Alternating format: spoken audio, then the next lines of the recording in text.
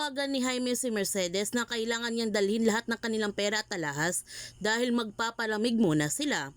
Hindi sana sasama si Mercedes, ngunit sinabihan siya ni Jaime na sundin lamang ang kanyang inuutos at huwag siyang mag-alala dahil babalik sila dito para maningil. Itinuloy naman ni General Arevalo ang kanyang planong magpakamatay at nakita ito na kanyang anak.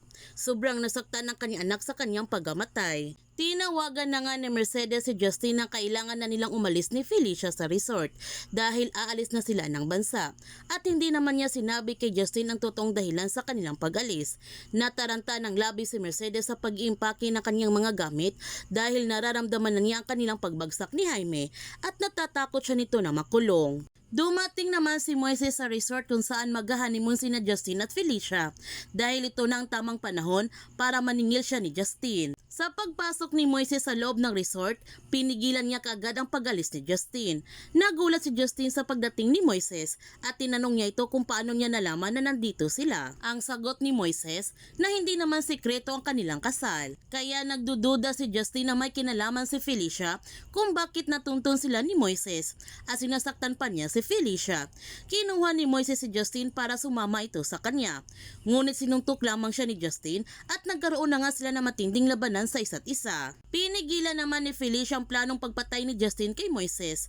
Nagtanong si Justin kay Felicia kung paano niya ito nagawa sa kanya. Ang sagot ni Felicia, napigilan ang kanyang kabaliwan at kahit kailan hindi siya magmamahal ng isang taong kriminal at hindi siya magpapatanga para sa pag-ibig. Sinabihan ni Justin si Felicia na hindi na siya makakawala sa kanya dahil asawa na niya ito. Dito na nga sinabi ni Felicia na hindi valid ang kanilang kasal. Hindi ba niya nakita na hindi pumirma si Judge sa kanilang marriage contract? Sa tingin ba niya na hahayaan lamang na kanyang ina na magpakasal siya sa kanya? Sobrang nasaktan si Justin sa pag-traitor sa kanya ni Felicia at itinulak niya ito ng malakas. Sumigaw naman si Felicia dahil nagdudugo siya ng labis at natatakot siya para sa kaligtasan ng kanyang anak. Dumating naman sina Steven at Kelvin at kinuha nila kagad si Justin. Umiiyak ng labis si Justin dahil natatakot siya na baka mawala ang kanyang anak. Isinugod kagad nila si Felicia sa ospital para mailigtas ang sanggol sa kanyang sinapupunan. Gayon pa man, nagtataka si Jaime kung nasaan ang kanilang private plane. Ang sabi ni Divine, natatawagin lamang niya ito para asikasuhin ang kanilang private plane. Ngunit nagdududa si Jaime sa mga kinikilos ni Divine at kinuha niyang cellphone nito. Nalaman tuloy ni Jaime na hindi inayos ni Divine ang kanilang private plane. Ang galit na sabi ni Divine, hanggang dito na lamang sila. Mga ilang sandali dumating naman si Elazar at Rafael para hulihin si Jaime. Sinabihan ni Jaime si Divine sa akala ba niya na maabsuelto na siya sa kanyang ginawa. Ang galit na sabi ni Divine, alam niya na mananagot siya. Mananagot silang lahat.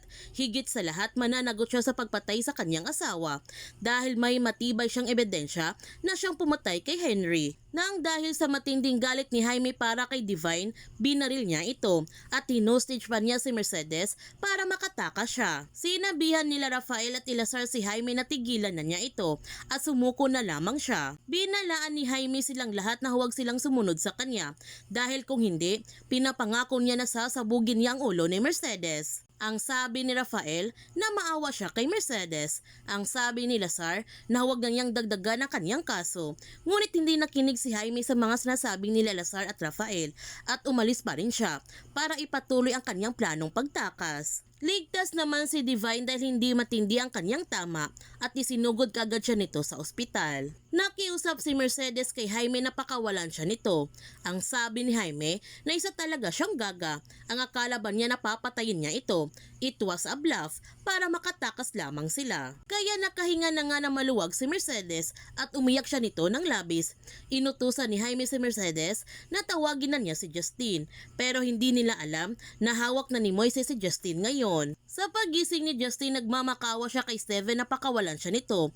Ngunit hindi siya pinakinggan ng kanyang dating kafrat at ipaparanas nila Moises kay Justin ang kanyang pagparusa sa kanila noon sa JSX. Pinakawala naman ni Moises si Justin sa kanyang pagkatali, ngunit sinuntok niya ito para sa lahat ng kanyang nagawang kasalanan sa kanya at sa nangyari kay Roland, sa lahat ng kanyang nabiktima sa kanilang frat. Inamin naman ni Justin ang kanyang pag-asala at sinabihan pa niya silang lahat na kapag nakatakas magtatakas siya nito, mananagot sila. Pero naisahan si Justin ni Moises dahil nalaman na nga ng buong bansa ang kaniyang kahayupan at trending na siya nito ngayon. Kaya huwag natin palalapasin ang pagtatapos ng Pamilya Sagrado. Kung bago ka pa channel ko, don't forget to like, subscribe, and click notification bell para palagi kang updated sa mga videos in-upload ko. Thank you for watching and God bless to everyone!